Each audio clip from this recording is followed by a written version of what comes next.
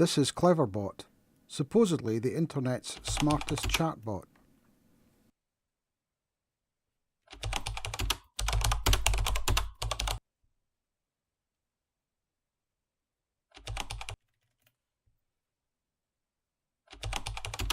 As you can see, it still needs some work.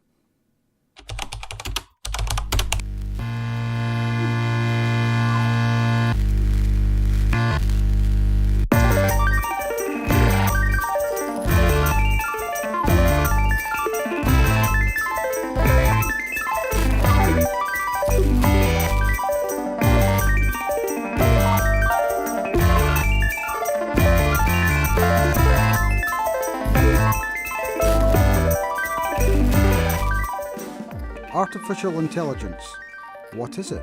How much do we rely on it? Is it in our cars, our phones, and our search engines? We asked the public their thoughts. It's machines that are smart. Artificial intelligence. It's like, I'm guessing, sort of robots and mechanical, synthetic intelligence kind of thing. As far as I know, it's where they try to replicate intelligence through a variation of different programs. Artificial intelligence means that humans have created a way where possibly machines or software in machines can think for themselves and sort of do things that we might not have to do. Well, I think in real life it's going to be more sort of like Facebook and programs within sort of apps and games and computer programs that can predict what's going to happen and deal with that. In cars, AI is becoming a big thing. They can sort of park themselves, plane safety equipment or things like that, guidance systems, factories, robots in the factories, stuff like that. I assume it's kind of things such as smart checkout machines, expert systems on an oil rig,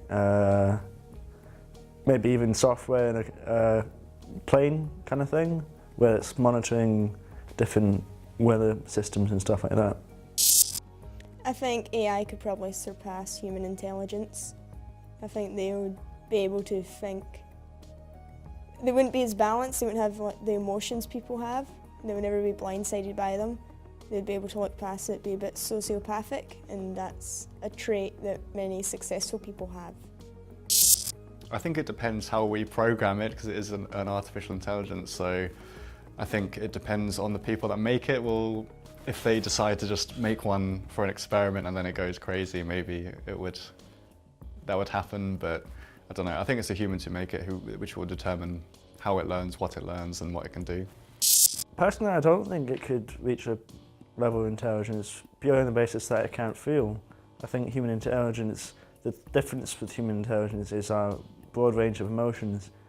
So I think the fact that a computer's never going to be able to feel anything, it can't reach that level of intelligence, if that makes sense. You know, human intelligence will make actions based upon how it feels in certain occasions, such as fight or flight, whereas a computer will just kind of do what it's programmed to do, basically. Everyone seems to think they have some kind of idea of what AI is, but we spoke to experts Ian Gent and Daniel Glazer to get some answers. AI, well, it's short for artificial intelligence, and AI is a really fluid concept, but basically you're trying to get computers to do smart things. And usually you mean things that normally people would do. But it's a really fluid thing, because sometimes things start out as AI and then they stop being AI. Because if you work out how to get computers to do them really, really well, people stop realizing that it's sort of AI anymore. So often the bar keeps moving up. There's a lot more of it than you think. So you kind of think, oh, you know, you might see something on the news, some AI thing has done something, or was a robot wandering on Mars or something like that. But actually, probably your breakfast, if you did an order at Tesco's or something, it was probably, the scheduled delivery was probably scheduled using AI techniques. Or if you do an order, Amazon, the thing which took it from, worked out which was the best order, the best sequence of orders to fulfill at the warehouse. Again, that may have been AI. Or when your camera, you hit the button on your camera and it does an autofocus. That might be AI. There's often a bit of AI just to recognise the faces so it can focus, because normally people take pictures of faces. So it's all over the place in lots of places you wouldn't expect. And there's a few sort of little examples, but obviously there are many, many others. And in philosophy, one thinks about zombies. I don't know if you've come across that in philosophy of consciousness. So a zombie is somebody who looks like you and talks like you and acts like you, but as a matter of fact has no consciousness. Okay, and Dave Chalmers and others have argued that they've argued that you cannot even in principle distinguish between one of those and one of us, because the definition of a zombie is that by every objective measure, including brain imaging actually, he looks exactly the same as you or I. It's just that, as a matter of fact, he's not conscious. Okay.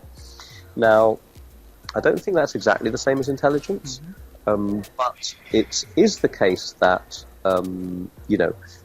you could make a quite intelligent seeming machine by just aggregating a bunch of responses from people and spitting them out in a plausible form.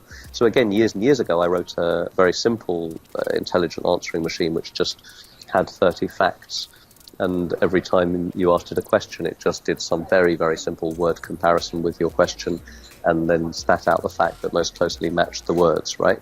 So it didn't know anything about anything. It just did pattern matching. Okay, and it was mostly very stupid, but then occasionally you'd ask it a question, it would go boom, come out, and you go, fuck me, how did it know the answer to that?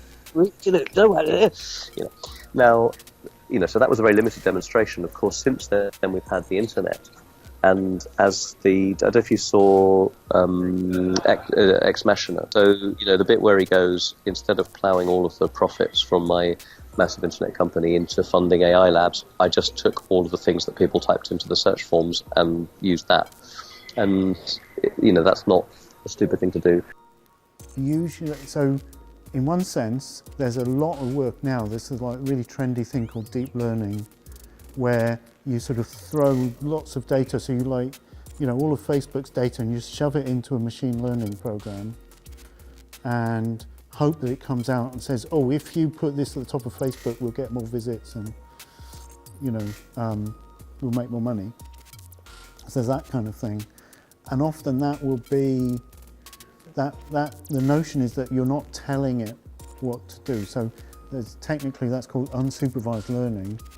So you give it the data and it tries something, and you're not saying, yes, that's right. You're just saying, you just sort of say, yeah, oh yeah, we made more money last week. But maybe last week was Christmas or something. So it wasn't necessarily the machine. So one answer is there's a lot of this stuff in learning and this deep learning trendy buzzword thing. The other answer is that actually AI programs can't really do it at all.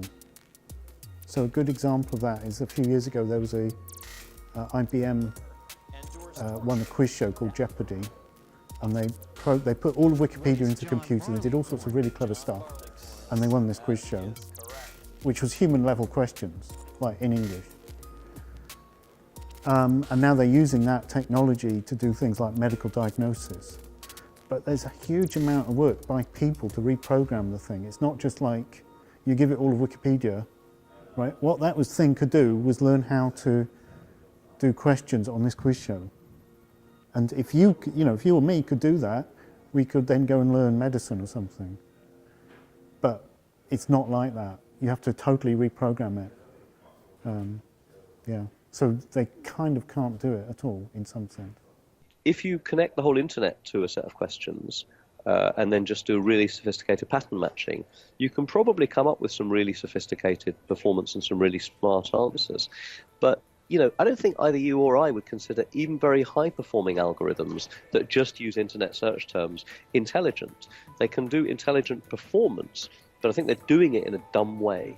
So I do think that, a bit like the zombies, for artificial intelligence really to pass the test for me, performance is not sufficient.